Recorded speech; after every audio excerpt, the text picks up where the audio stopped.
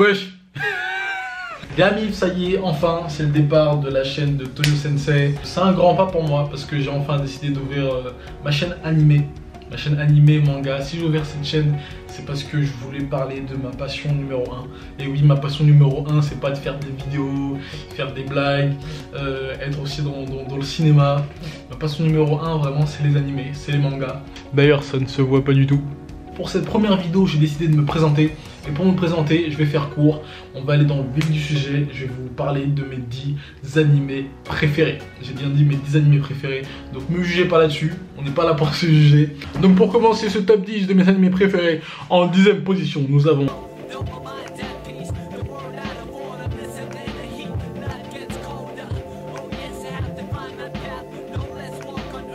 Samouraï Champloo. Pour résumer, c'est l'histoire de 3 protagonistes dans l'ancien Japon. Donc ça date de l'époque des samouraïs, etc. Il y a 3 personnages. Il y a Fu qui est la jeune fille. En gros, Fu, elle cherche un homme qui sent le tournesol et qui est censé normalement être son père, si je me rappelle bien, dans cet animé. Et elle est accompagnée par 2 autres personnages qui sont tout autant fous. Qui sont tout autant fous. Est-ce qu'elle s'appelle Fu? Qu'est-ce que c'est que cette merde? Qu'est-ce que t'essaies de me faire avaler, cette pute? Les autres personnages principaux de Samouraï Champloo, il y a Jin.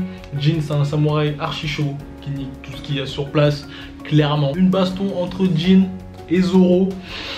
La tête de ma mère que c'est serré. Et ensuite on a Mugen. Mugen, c'est un personnage super fou, super déjanté. C'est le mec qui s'en bat les couilles de tout.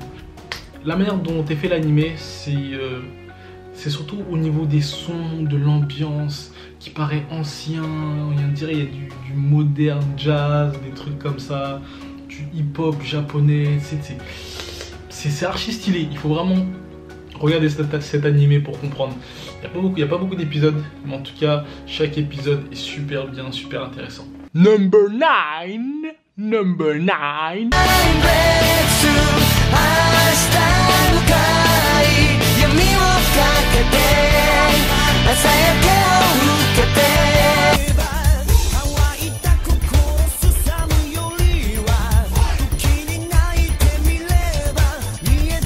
En 9e position dans ce classement, on a 2 animés ex aequo que je n'arrive pas à départager parce que je les kiffe les deux. C'est High Shield 21 et bien sûr Captain Tsubasa, que vous connaissez sous le nom de Olivier Tom. Leur match qui durait plus de 600 minutes, où pour faire tout le tour du terrain, tu pouvais aller au McDo, en Algérie, en Espagne, au Congo, à Los Angeles. Tu revenais, tu partais chier, tu regardais tous les épisodes de One Piece, du 1 jusqu'à maintenant, que les mecs n'avaient toujours pas fini de faire le terrain. Hachid 21, c'est l'histoire de Sena Kobayakawa, qui est un running back. Running back, c'est dans le football américain. Et en gros, ce personnage fait du football américain. Et il s'avère que ce mec est archi rapide. Et en plus de ça, Sena Kobayakawa est connu pour son fameux Devil Bad Ghost, d'où le surnom d'Hachid 21, parce que ce mec est archi rapide, tout simplement. Number 8.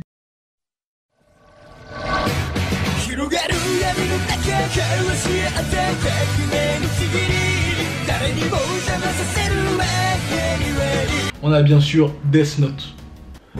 Est-ce que j'ai vraiment besoin d'expliquer Death Note? Non, vraiment, est-ce que j'ai vraiment besoin d'expliquer Death Note? Bizarre, lui.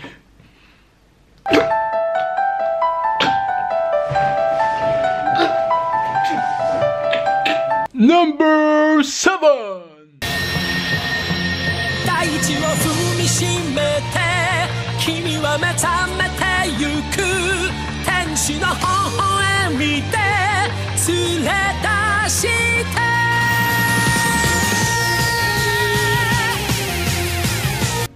C'est Hunter x Hunter. Est-ce que j'ai vraiment besoin d'expliquer Hunter? Oh, ok, c'est bon, je vais expliquer, c'est bon. C'est un des chefs-d'œuvre de ce siècle. C'est clairement un des animés où tu peux vraiment faire d'autres animés, d'autres suites sur chacun des autres personnages. Bon, mon bébé pleure.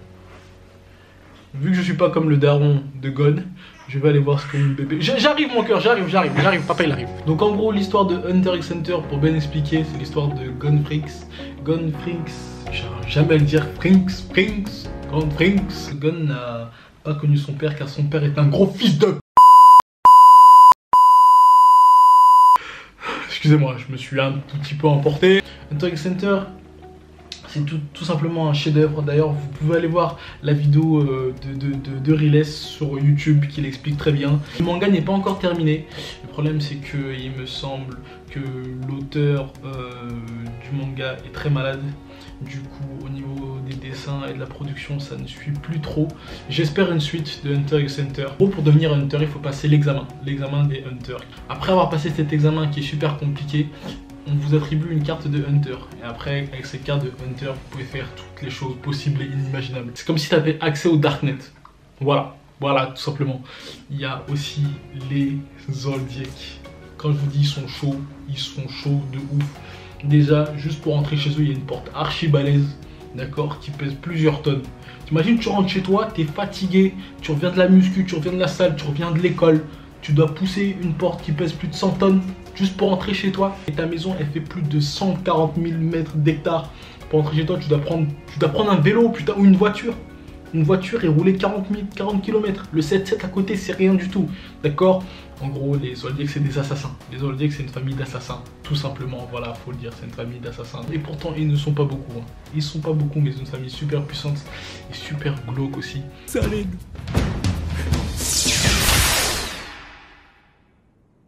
動くと殺す。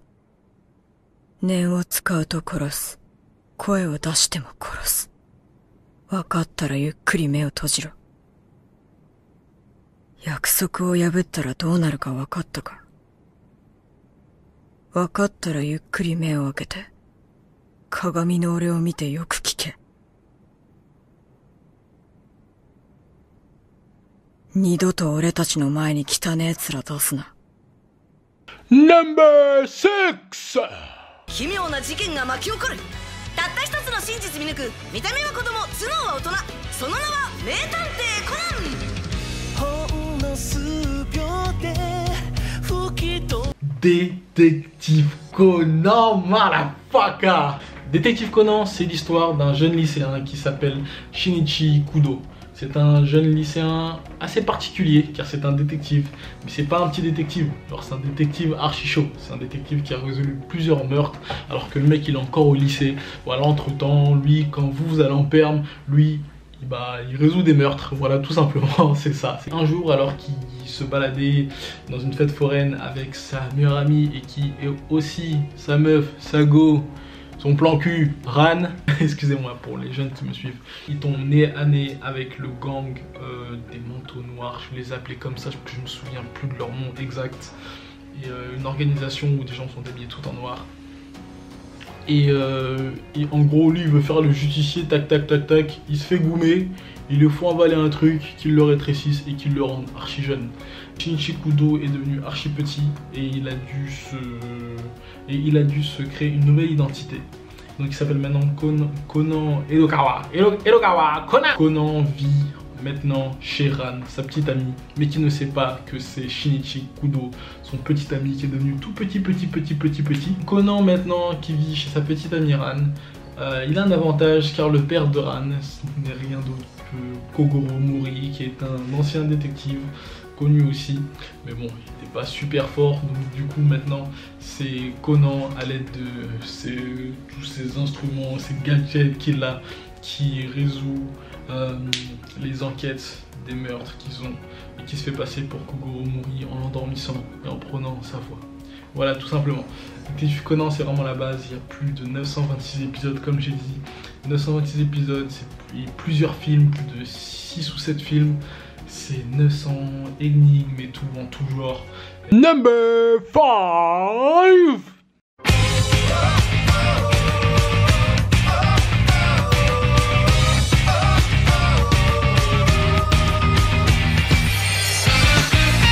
Non, vraiment, My Hero Academia, c'est un des futurs plus gros animés, je crois, qu'on va connaître, clairement, parce que Il suit vraiment le rythme du héros qui part de rien, qui est super nul et qui au fur des aventures devient archi chaud, qui t'a dépassé tout le monde de fil en aiguille. Pour revenir à Midoriya Izuku, c'est le personnage principal de My Hero Academia.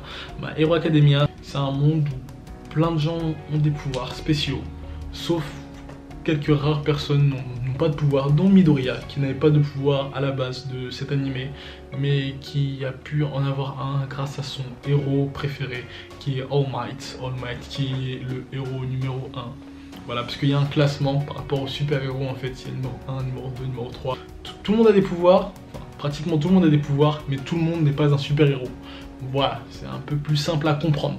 De mon point de vue, des animés d'action, vraiment My Hero Academia a un gros avenir devant lui. Number 4.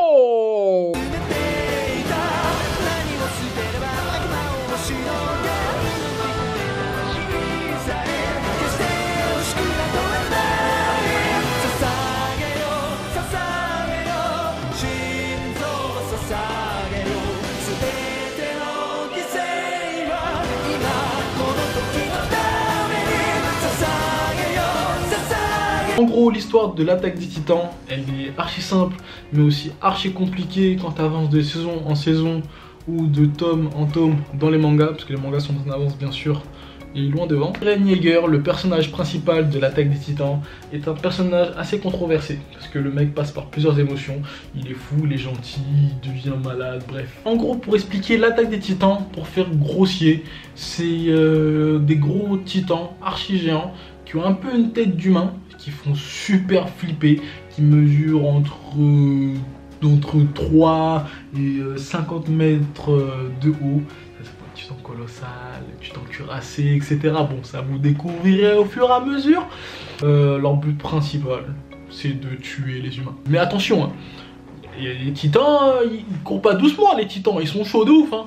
Et bien sûr, les humains, pour se protéger de tous les titans, ils ont des sections spéciales. Il y a le bataillon d'exploration. Eren Yeager, lui, tout ce qu'il veut, c'est rejoindre le bataillon d'exploration pour pouvoir tuer tous les titans et pour se venger en gros de la mort de sa mère, qui est super triste et super gore d'ailleurs. Mais au fur et à mesure qu'on avance, je vais pas spoiler, mais on découvre des choses extraordinaires en ce qui concerne les titans. Et peut-être que parmi les titans, il y a... Je dis rien. Number 3.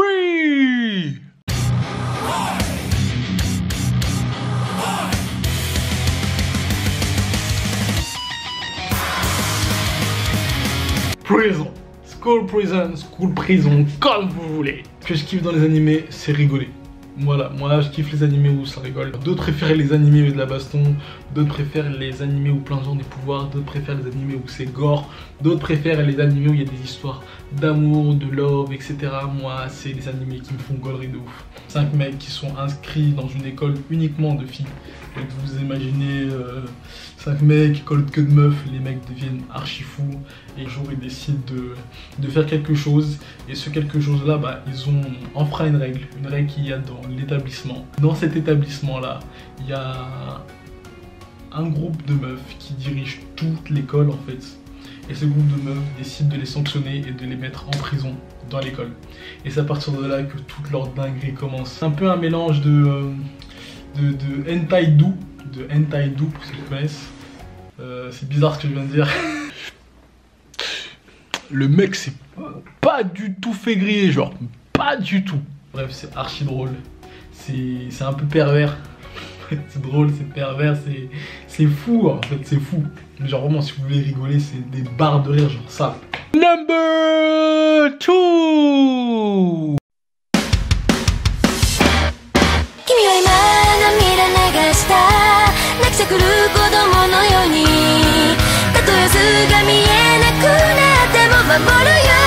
Je pense que ça se voit pas trop que j'aime Naruto. Non, je vois pas du tout de quoi tu parles. Je sais, ça en étonne toujours plus d'un quand je dis que Naruto, non, Naruto n'est pas mon animé préféré, voilà, ni mon manga préféré, j'en suis désolé. Naruto par contre est mon personnage d'animé préféré et celui qui m'a inspiré le plus dans la vie réellement et dans ma vie actuelle aussi. Et Naruto c'est un jeune ninja, aspirant ninja, super fort, qui rêve de devenir Hokage. Et voilà, il a un Indo très fort qui est de ne jamais abandonner. Et je trouve ça très très beau. Numéro 1, number 1. Quel est l'anime préféré de Tonio Sensei?